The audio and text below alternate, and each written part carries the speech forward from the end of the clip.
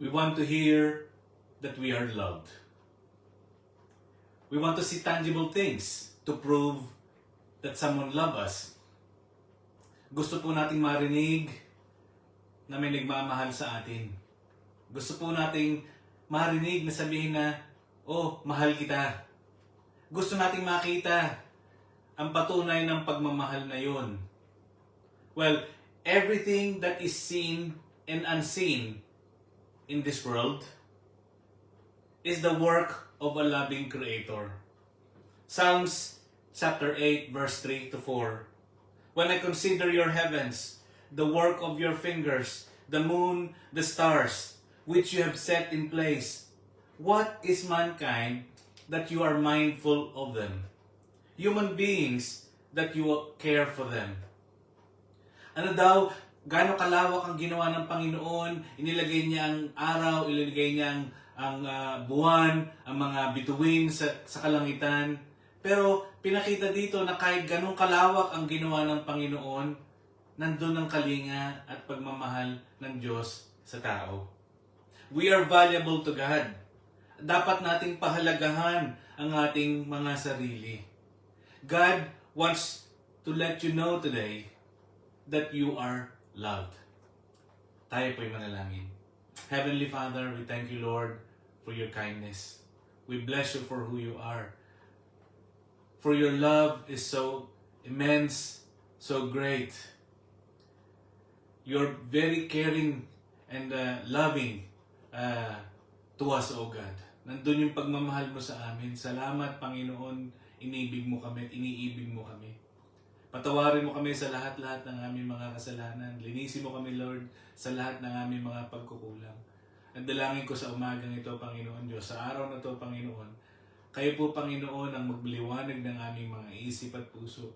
Liwanagan mo rin ang aming espiritu at kaluluwa nang sa ganun, Panginoon, ang aming paglapit sa iyo, Panginoon, maging makatotohanan, maging taos-puso, Panginoon. Dalangin ko, Panginoon Diyos, na ang inyong banal na espiritu ang mabigay sa amin ng gabay at liwanagan niyo ang aming buhay nang sa ganun kami, Panginoon, ay makasunod sa inyong kalooban.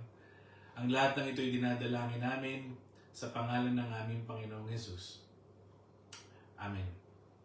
If you've got Bibles with you, turn to Psalms 139, 1 to 14.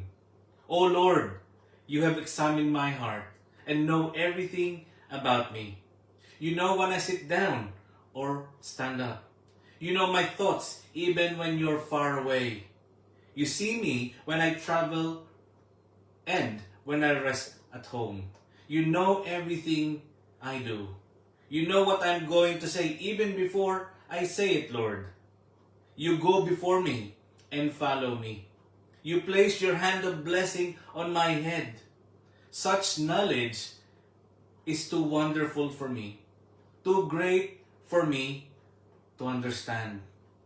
I can never escape from your spirit. I can never get away from your presence. If I go up to heaven, you are there. If I go down the grave, you are there. If I ride the wings of the morning, if I dwell from the farthest oceans, even there your hand will guide me, and your strength will support me. I could ask the darkness to hide me, and the light around me to become night. But even in darkness, I cannot hide from you. To you, the night shines as bright as day. Darkness and light are the same to you. You made all the delicate inner parts of my body, and you knit me together in my mother's womb. Thank you for making me so wonderfully complex. Your workmanship is marvelous. How well I know it. Sa Tagalog, Panginoon, sinisiyasat niyo ako at kilalang kilala. Nalalaman niyo kung ako'y nakaupo o nakatayo. Kahit na kayo ay nasa malayo, nalalaman niyo lahat ng aking iniisip. Nakikita niyo ako habang ako'y nagpapahinga o nagtatrabaho. Ang lahat ng ginagawa ko ay nalalaman ninyo. Panginoon, hindi pa man ako nagsasalita, ay alam niyo na ang aking sasabihin. Lagi ko kayong kasama. at kinakalingan niyo ako sa pamamagitan ng inyong kapangyarihan. Ang pagkakakilala niyo sa akin ay tunay na kahanga-hanga. Hindi ko kayang unawain. Paano ba ako makakaiwas sa inyong spirito? Saan ba ako makakapunta na wala kayo? Kung kayo pupunta sa langit, nandoon kayo. Kung kayo pupunta sa lugar ng mga patay, nandoon din kayo. At kung pupunta ako sa silangan o tumira ako sa pinakamalayong lugar sa kanluran, kayo ay naroon din upang ako'y inyong patnubayan at tulungan. Maaring mapakiusapan ko ang dilim na itago ako o ang liwanag sa paligid ko ay maging gabi. Kaya lang kahit ang kadiliman ay hindi madilim sa inyo, Panginoon. At ang gabi ay parang araw. Dahil para sa inyo, pareho ang dilim at ang liwanag. Kilala niyo ako dahil kayo ang lumikha sa akin. Kayo ang naghugis sa akin sa sinapupunan ng aking ina. Pinupuri ko kayo dahil kahanga-hanga ang paglikha niyo sa akin. Nalalaman ko ang inyong mga gawa ay tunay na kahanga-hanga. Ipinakita ng ating mga binasa ang pag-ibig ng Diyos sa tao. This is David's psalm showing God's comprehensive care for His creation, humanity. David reflects God's profound knowledge of man from beginning to end, from his conception till his end. Nakakataba po ng puso. It's mind-blowing and heartwarming to realize how the Creator of the heavens and the earth is involved in your life and in my life. That God loves us. Kaya nga sa title po natin ngayong umaga, You Are Loved. Paano natin sinabing God loves us? He expresses it in many ways. He expresses it in many things, seen or unseen. Things that we can see from these verses that we have read. God knows everything. His omniscient power, or the state of knowing everything, surrounds our living. In verse 1, He examines our heart and know everything about us. This is what David is saying. He knows everything about David. Our heart is what God examines. Parang doktor na ini-examine tayo, binibigyan ng blood test, binibigyan ng x-ray, tinitingnan ng kaloob-looban ng ating pangangatawan kung tayo ay healthy. But God knows even farther than that. Kilala tayo ng Diyos from inside and out. God knows how we feel. Ang ating puso, kung tayo'y nalulungkot, kung tayo'y broken, kung tayo'y crushed, alam ng Panginoon. For our heart comes our action, our motivation, and our thoughts. Yung ating puso, kung tayo'y napapalayo sa Diyos, kung ating mga iniis, kung ang motibasyon ng ating puso ay malayo sa Panginoon, ito'y kanyang nalalaman. Kung tayo'y naiipit sa sitwasyon na tayo'y hindi natin alam ang ating gagawin, ang ating puso ay nalulungkot, alam ng Panginoon. Kaya nga sabi sa Proverbs 4:23, above all else, guard your heart, for everything you do flows from it. Sa puso daw natin nanggagaling ang lahat ng ating mga ginagawa. Ang lahat ng ating mga iniisip. Ang lahat ng ating mga sinasabi. Luke chapter 6 verse 45, the good person out of good treasure, which is kindness of his heart, produces good. The evil person out of his evil treasure produces evil. Makikita natin na sa puso natin nanggagaling ang kabutihan. Sa puso din natin nanggagaling ang kasamaan. Not only that God knows our hearts, He also knows our thoughts. Our thoughts affect our actions. Standing up or sitting down, motivations to do good things or evil things. He knows our weakness, our limitations. He knows our fears. He knows our worries and hardship. He knows if something is troubling us. Alam ng Panginoon kung meron sa ating bumabagabag, kung may nagpapalungkot sa atin, kung merong nagpapaalala sa ating mga isip. He knows when we are struggling. Ang Diyos alam. Kung meron tayong anak o kung meron tayong mga magulang, di ba meron tayong minsan hint na nalulungkot ang ating mga anak o may trouble sa kanilang mga isip at puso? Mas lalong alam ng Diyos ang laman ng ating kaisipan kasi alam ng Diyos dahil siya ang naglikha sa ating lahat. He knows the words that we're gonna say even before we say it. Alam ng Diyos yung ating sasabihin kahit hindi pa man natin sinasabi. Alam ng Diyos dahil yung puso natin ang pinanggagalingan ng ating sasabihin, alam niya. Kaya dapat nating isipin na kung tayo magsasalita, nakikita ng Diyos ang ating isip, nakikita ng Diyos ang ating puso, and therefore, whatever we are gonna say coming from our hearts and our minds, God knows it all already. Proverbs chapter 13, verse 3. Be careful what you say and protect your life. A careless talker destroys himself.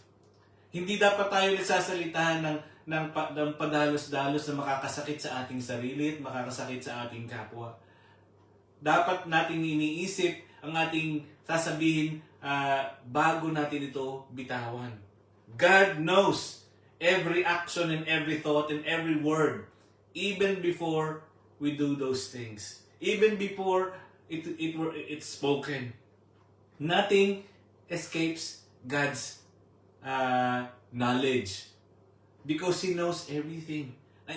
Nandun yung kanyang omniscience. Nandun yung kanyang pagkakaalam sa lahat ng ating ginagawa, iniisip o sasabihin. And this is very comforting. Why? Because this personal awareness that God knows everything allows us to appreciate that God cares for us. Hindi niya tayo gustong mapasama. This stems from His great love for us. Yung nanggagaling ito sa kanyang pagmamahal sa atin. Isipin mo, mahal ka ng Diyos. Hindi ka isang numero lamang na pinanganak na basta dito sa mundo. Hindi ikaw nanggaling basta lamang at aalis ng walang dahilan. Ikaw ay mahal ng Panginoon Diyos. He values us so much that He knows everything about us. Gusto niyang malaman kung anong gagawin mo. Gusto niyang gabayan ang gagawin mo. Gusto niyang gabayan ang sasabihin mo. Gusto niyang gabayan ang iisipin mo. If God values us, then we should value ourselves too. Hindi na natin kailangan marinig sa iba. O kung gusto natin marinig sa iba na mahal nila tayo, pwede rin yun. But if God, the creator of heaven and earth, loves us already. He loves us from the very start. This loving for ourselves is a good self-regard. Not selfishness, or self-loathing, but a great regard for that love that God has given us. He values us. May value tayo sa ating Panginoon. And this is not merely intellectual. It's a personal caring, showing thoughts, showing her actions and thoughts na gusto niya tayong ingatan para sa ating kabutihan. Not only that He knows everything, but also His presence is everywhere. He's omnipresent. The constant presence of God is there to guide us. There is nowhere one can escape from the presence and the Spirit of God. Kumbaga, kung tayo may mga anak na sila'y nag-aaral sa ibang lugar, hindi natin sila kayang bantayan 24/7. Nung sila'y mga bata, pwede natin silang gabayan, pagpunta sa eskwela, sasamahan natin sila sa kanilang pagpunta sa eskwela at susunduin galing sa eskwela. But nung sila'y lumalaki, na sila'y pupunta sa university at nagtatrabaho sa ibang mga lugar, hindi na natin sila kayang bantayan. But God is present everywhere. Verse 5 says, "You go before me and follow me. Your presence and your hand of blessing on my head. Such knowledge is too wonderful for me. Too great for me to understand." Isipin natin, ang presensya ng Panginoon ay nandun palagi. This is like a good shepherd looking after us. Kung saan tayo pupunta, sasamahan niya tayo. Kung saan tayo babaling, nandun din siya. God completely surrounds us. You can go anywhere, but God is with you. He is in front of us. He is behind us, and He is above us. Complete safety and protection. His hand of blessing is on our head, blessing each action and work that we do. Iisipin natin na ang ating mga ginagawa, yung ating motibasyon sa paggawa, yung ating mga trabaho na ginagawa sa araw-araw, kalinga ng Diyos ang nagbibigay ng success sa ating mga ginagawa sa araw-araw. Kung bakit yun nagiging successful, nandun ang pagpapala ng ating Panginoon. It is wonderful to know and be assured of His protection. And this is an awareness of His presence. He looks after us. Pwede niya tayong gabayan at nagagabayan niya tayo 24/7 kung tayo'y magkakaroon ng pagkakaunawa at pagkakaintindi na nandyan ang presensya ng Panginoon sa ating kalagitnaan. Hindi dapat tayo maging manhid o hindi dapat natin binabaliwala ang presensya ng Panginoon. Kahit saan man tayo magpunta, kahit man saan tayo lumayo, kahit kung gusto natin magtago, we cannot escape God. Even in verse 7 to 8, if I can never escape from your spirit, I can never get away from your presence. If I go up to heaven, you are there. If I go down the grave, you are there. If I ride the wings of the morning, if I dwell the farthest ocean, even there your hand will guide me, and your strength will support me. Anong ibig sabihin nito sa atin? We cannot escape from Him. Hindi tayo pwedeng makatakas sa presensya ng Panginoon. Gustuhin man natin na lumayo sa Diyos, nandun din ang presensya ng Panginoon. God fills the entire universe. From highest to the deepest, everywhere is God's dominion. Lahat ng ginawa niya, nandun ang kanyang presensya. No one is beyond God's reach. Hindi ka pwedeng lumayo na hindi ka kayang abutin ng Panginoon. Yung sitwasyon mo na desperate o paghihirap man na iyong kinalalagyan, hindi yun dahilan at barrier para hindi ka niya kayang abutin at tulungan. Even in the realm of death, no situation is beyond God's reach. Walang hindi siya pwedeng kayang abutin o marating. We may think, where is God when we are suffering? Where is God when I'm in terrible pain or in our lives? He was with you. He is right next to you. Hindi ka lang aware that God is trying to uphold you. That God is trying to embrace you. That God is wanting to give you that love that He has shown and will continue to show in your life. Hindi lang tayo aware. Because ang iniisip natin, yung kalungkutan natin na tayo nag-iisa, akala natin na tayo nag-iisa, but we are not alone. God is there with us. Even in trouble, even in pain, in suffering, even in hardship, even in desperation, God is wanting to pull us up. But are we aware that God is wanting to pull us up? We might not be mindful of that. Baka hindi tayo aware, baka hindi natin siya pinapansin, o baka hindi natin siya binibigyan ng pagkakataon na tayo kanyang tulungan. Whether you are or whatever you're going through, we should believe that His hand can guide us, that His strength will support us. Kung tayo nanghihina, kailangan natin ng kalakasan, lumapit tayo sa Diyos. Nandyan siya para tayo niya bigyan ng kalakasan. Kung iniisip natin na kailangan natin ng gabay, nandyan ang kamay ng Diyos para tayo ibalik sa tamang landas na dapat nating puntahan. Kung tayo naliligaw, ang kamay ng Panginoon, ang liwanag ng Diyos, ang magbibigay sa atin ng gabay para tayo muli makarating sa Kanyang presensya. 2 Corinthians 1:3, Praise be to God and the Father of our Lord Jesus Christ, the Father of compassion and the God of all comfort. Siya ang pinanggagalingan ng comfort na kinakailangan natin sa ating mga paghihirap, sa ating pinagdaraan ng mga sitwasyon. Hindi natin kayang bitbitin, hindi natin kayang itulak, i-push ang lahat ng mga kabigatan natin on our own. In fact, we need to throw it to God. We need to give it to God so that we could be lightened up.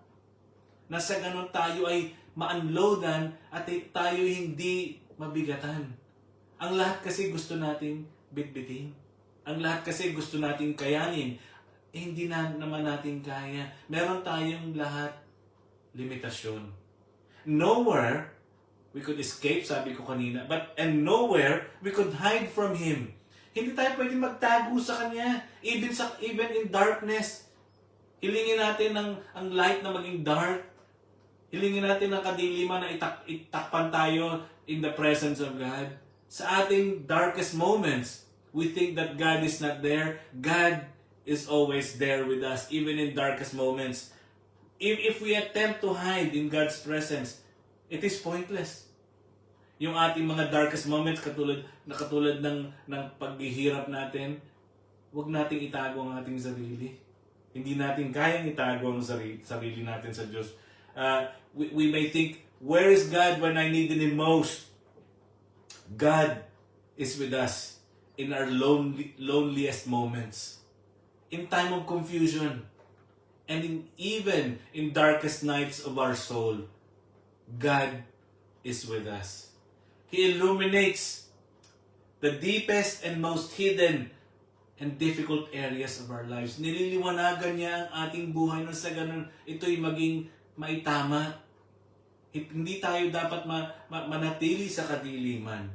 This is what David understood of the Lord, that the Lord is watching over him all the time, even in darkness. God is always there. God's watchful eyes is there with David. In this context, David is saying that darkness is a metaphor of suffering, of fear and confusion, and spiritual loneliness, rather than just the absence of light, to guide us and protect us from total destruction. Ang Panginoon ginagabay na tayo para hindi tayo tunay na masira, para hindi tayo tunay na maghapi ng kalungkutan, ng depression, ng pagkatalo. Darkness is not an obstacle or barrier to God for Him to reach us. God already is seeing the other side of the valley. Makakatawid tayo doon kung tayo magpapatulong sa Panginoon. Kung tayo magpapagabay sa ating Diyos, makakalampas tayo because God already sees what is on the other side of the valley, which is hope, which is light, which is peace and freedom. His light guiding us through the darkness when we cannot find our own way. His protective, watchful, guiding hand is offering security and safety and protection. Hindi niya tayo minamanmanan. Ito ang dahilan kung bakit pinapakita niya ang kanyang pag-ibig. Lahat ng ating ginagawa, lahat ng ating pinupuntahan, naroon siya nang sa ganon hindi tayo mapahamak. At siya mismo ang gumawa sa atin. In verse 13, you made all the delicate inner parts of my body. You knit me together in my mother's womb. Thank you for making me so wonderfully complex. Your workmanship is marvelous. How well I know it. Here, we could explain the purposeful creation. You are divine. You're of divine creation.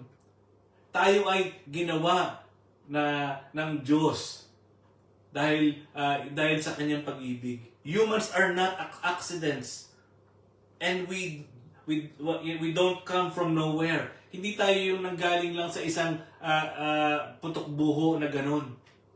Tayo ay intentionally knitted together by God in our mother's womb, making our life precious. Ang buhay natin precious, special and sacred.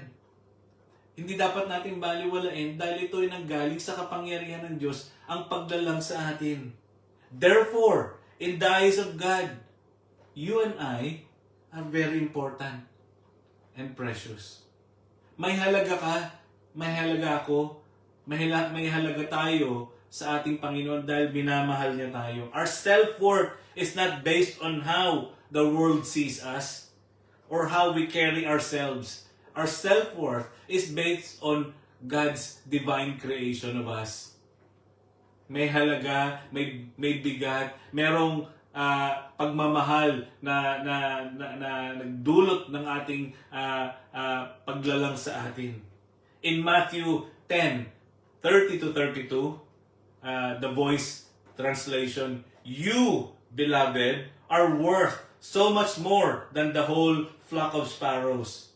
God knows everything about you, even the number of your hairs on your head. So do not fear." Huwag daw tayong malungkot. Huwag daw tayong matakot. Dahil alam ng Diyos ang makakabuti para sa atin. Even the number of our hairs, that is how God cares for us. He knows everything, even the number of our hairs in our head.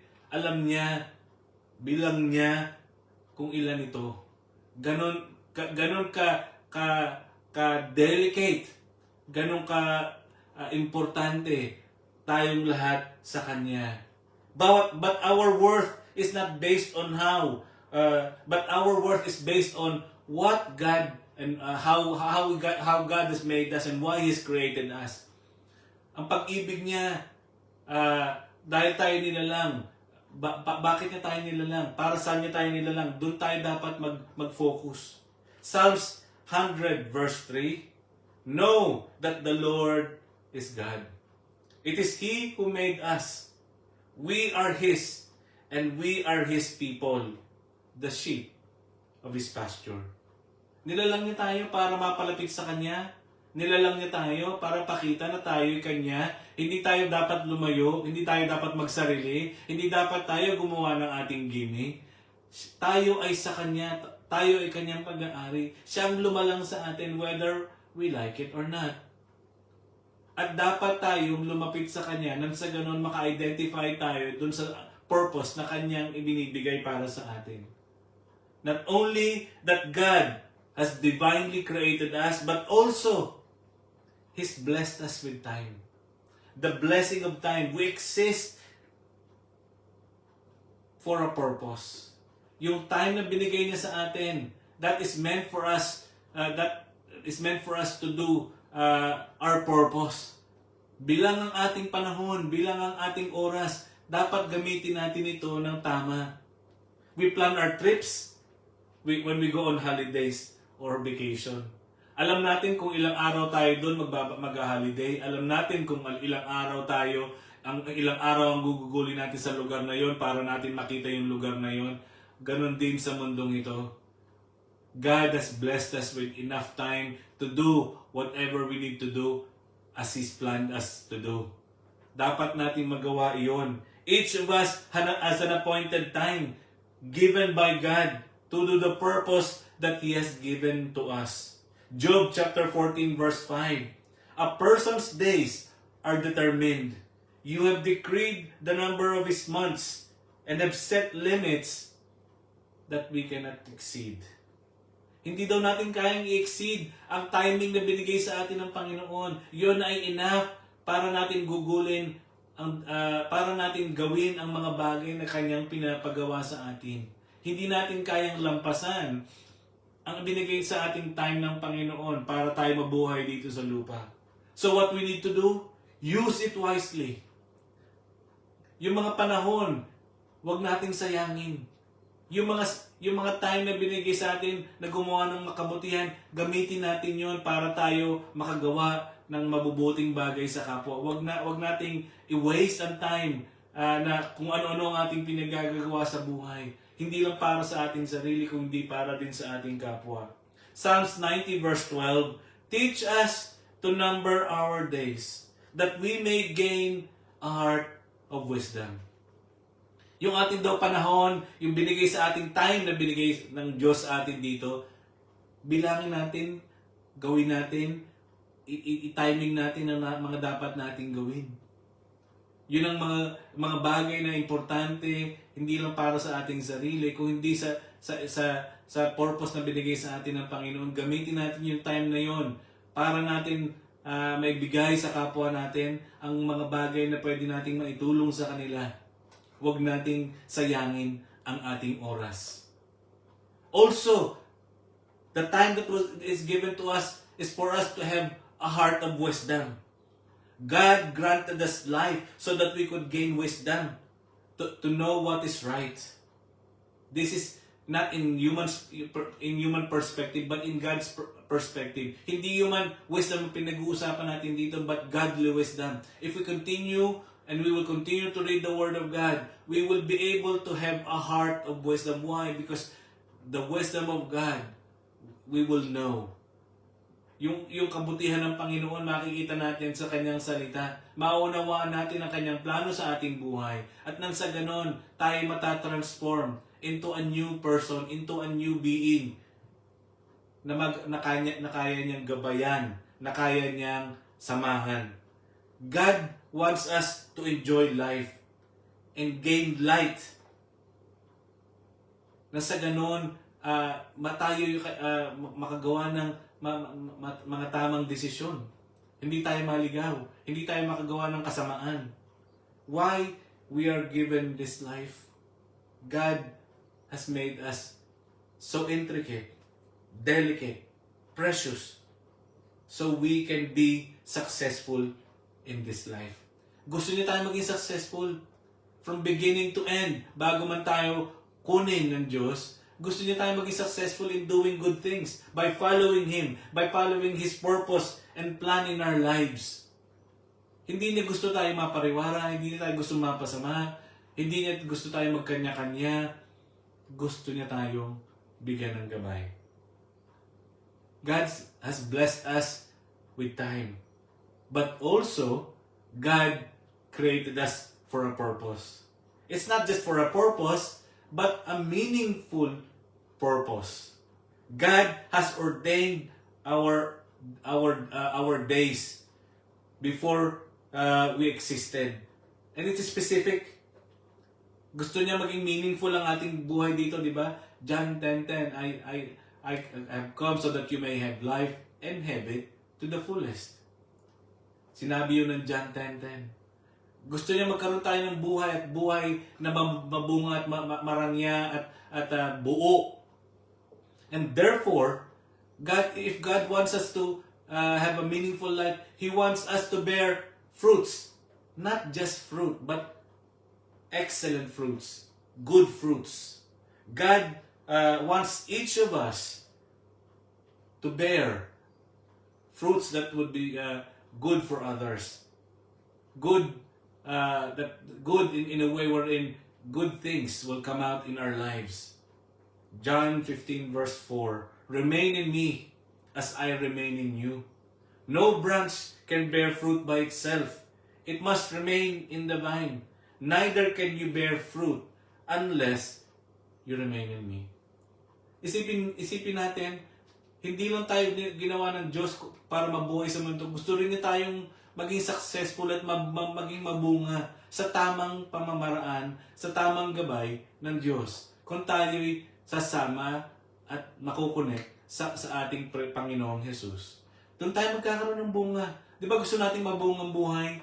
Hindi lang naman pera ang bunga ng buhay. Hindi lang naman success ang bunga ng buhay, kundi kapayapaan, katahimikan, kagalakan, kalayaan sa ating Panginoon. In verse 5, I am the vine, you are the branches. If you remain in me and I in you, you will bear much fruit. Mas mamumunga daw tayo kung tayo nasa Panginoon. Apart from me, you can do nothing. Hindi daw tayo mamumunga kung tayo'y wala sa Panginoon. At wala tayong magagawa kung wala siya sa ating buhay. Wala tayong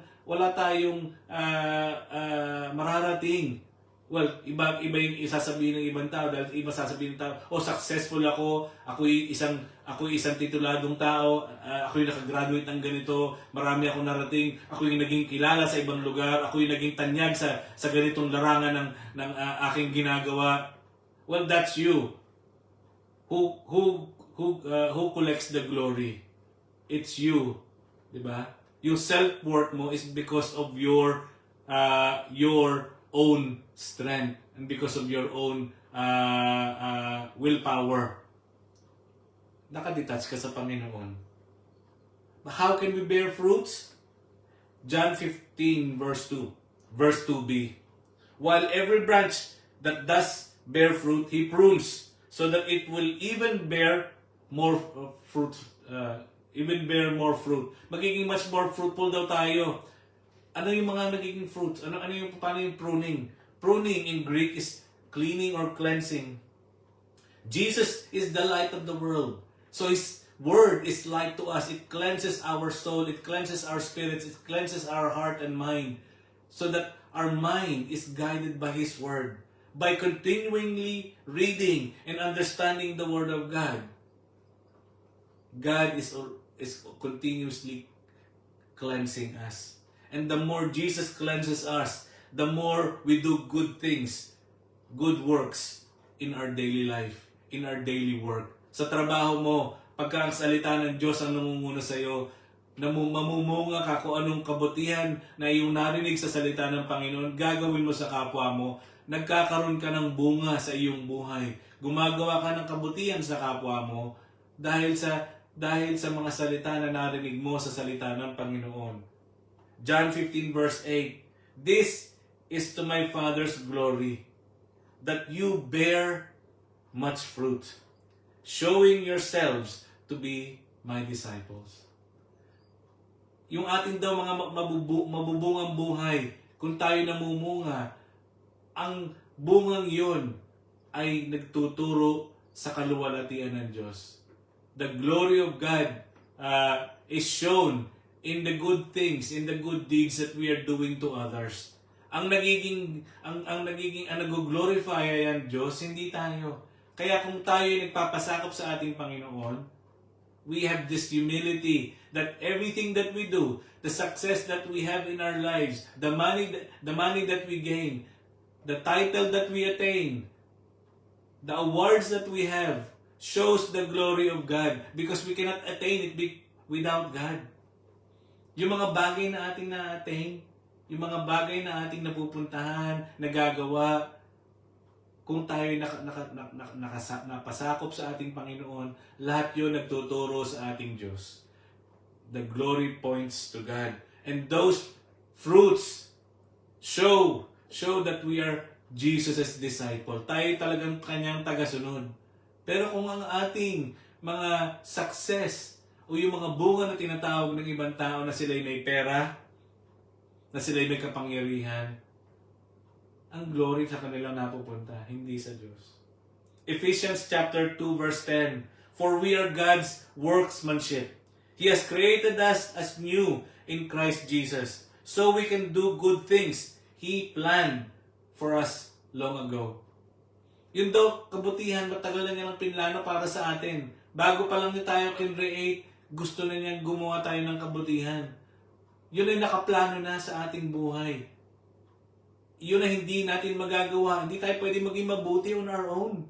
Yun ay magagawa natin sa kapangyarihan ng Diyos. Dahil siya lang ang tunay na mabuti. At kung anumang kabutihan na ating ginagawa, yun ay magpapakita ng kabutihan ng Diyos sa ibang tao. Hindi dapat natin angkinin yung kabutihan na ating ginawa na sasabihin natin, dahil sa kabutihan ko, nakagawa ako na yan. Akin ang credit na yan. Well, no. The reason why we're able to do good things, if we are humble, is that all those good things that we do, it reflects God's goodness. And therefore, we can say, Lord, it is for your glory kung bakit ako nakagawa ng mga ganyang kabutihan. Dahil mabuti ka sa akin, O Diyos, ako'y magiging mabuti rin sa kapwa ko. Yon ang outcome ng mga bunga sa ating buhay. But without Jesus, we cannot really bear good fruit. Yes, we can say, sabi ko nga kanina, we can say, I have fruits to brag because I have power, I'm wealthy, I'm famous, everyone looks up to me. Iniidolo ako ng maraming tao dahil ako ang CEO ng kumpanya na to. Ako ang pinakamayaman sa aming lugar. Ako ang may malaking bahay sa aming subdivision. Hindi yon ang prutas o bunga na hinahanap ng ating Diyos. Because apart from Him, we can do nothing. In verse 15, verse 2, chapter 15, verse 2, He cuts off every branch in me that bears no fruit. Yung prutas o bunga na sinasabi natin dito, makakamit lang natin itong bunga na to kung tayo nakakabit, nakakonekta sa ating Panginoong Hesus. Hindi natin ito pwedeng magawa on our own. Hindi natin ito pwedeng kayang ma-achieve on our own. We can only achieve this with Jesus. And this is the reason why Jesus and God loves us. Isipin nyo, gusto niya tayong magbunga. Isipin nyo, gusto niya tayong mamunga ng marami. Hindi tayo ipinanganak at nawala lang sa mundo nang walang saysay. Meron dahilan kung bakit tayo naging tao. Meron tayong dahilan kung bakit in this point of history we are here existing because God loves us. All this done